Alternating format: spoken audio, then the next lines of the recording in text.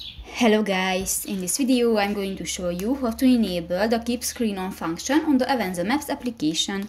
But first of all, I just want to mention, please don't forget to subscribe to our channel, because at 100,000 subscribers we are going to show you all YouTube revenue statistics and growth strategy, how to make money online.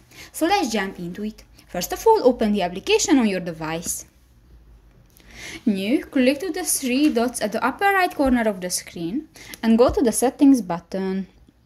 Here, go to the map view option in the settings section, and here you can find the first option, the keep screen on, that stop the system from turning off the screen while viewing a map.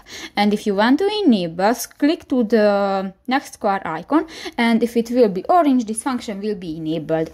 So that's pretty much it for this video, guys. See you in the next one. Bye bye.